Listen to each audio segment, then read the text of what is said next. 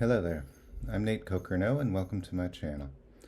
I'm talking about some principles that I've discovered lend themselves to the kind of communication that leads to true joining of hearts and minds. I've run through those that I gathered from repeatedly listening to the forum I stumbled on a couple of years ago called The Ecology of Communication. But today's topic, vulnerability, is straight out of A Course in Miracles, at least my attitude about it. I noticed this morning as I was doing my morning routine of prayer and study that my thoughts were preoccupied with anxiety about writing this out. I didn't know what I was going to say. And then I remembered the prayer that I say before my sessions with clients. It's known by some in the ACIM community as the truly helpful prayer, and it goes like this. I am here only to be truly helpful. I am here to represent Him who sent me. I don't have to worry about what to say or what to do because He who sent me will direct me. I am content to be wherever He wishes, knowing He goes there with me. I will be healed as I let Him teach me to heal. I was feeling a sort of teetering feeling, like I was on the edge of the unknown or precariously balanced on a precipice, like I could fall into oblivion any second. There are all kinds of reasons that we feel vulnerable or at risk of losing our footing or our sense of balance and safety and security. And sometimes we think that we're the only ones who feel this way.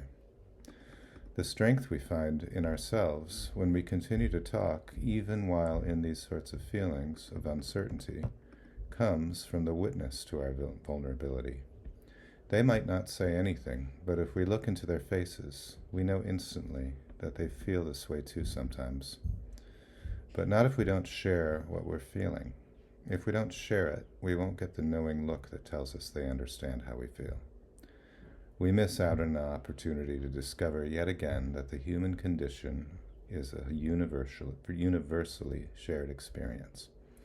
And then we feel all alone. When we do share in these moments, when we don't hold back the tears, we're opening ourselves to discovering the truth of our one common experience of being human. The feeling of what it's like to be plopped down in a land of uncertainty where strangers seem cruel or suspicious or just uncaring. The witness to our vulnerability doesn't usually say anything with their mouths, but rather with their eyes. And what they're telling us is that they get it. They know that feeling, and we feel then that we're not alone. That is where we find our strength. We're often afraid of these moments, that if we open up, we will be perceived by this person as truly broken or inadequate or weak. Most often it is all of the above. But when I started practicing vulnerability a few years ago, I was letting people see my internal world, and I was never met with any judgment. It dawned on me then that the word vulnerability wasn't even accurate because it connotes risk. And after a few experiences of it, I realized I wasn't risking anything at all. I discovered that it quickly morphed into simple transparency. Yes, it's usually harder for men to do this than women, at least in the culture that I live in. As men, we're often taught by other men like our dads or our uncles or our older brothers that showing weakness of any kind is going to have some negative consequences, that we'll be ridiculed, judged, and humiliated. And yes, we've all had experiences that would bolster this belief to point at, so we've got to act strong, especially if we're feeling weak and small, lest the other guy pick up on it and use it to his advantage in the fight. But what fight? In a world that is conceived of as a competition for mates, for resources, for career success, the whole thing can appear like a fight for survival. But what if the world appears that way to us only because we believe that's the kind of world we live in? What if, in reality, we are all the same, having a shared experience of what it would be like to be separate and therefore vulnerable?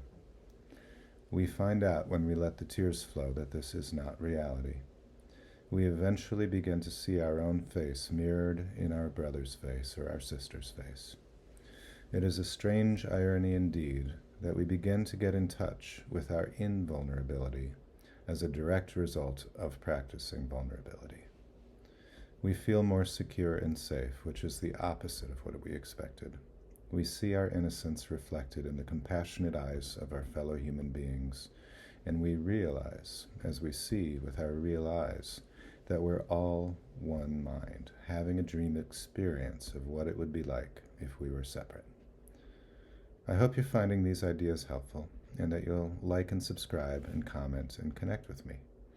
And if you want to read some more, you can find me on Substack as well as on my website, miraclereadiness.com. Have a beautiful day that's filled with miracles, and I'll see you again soon.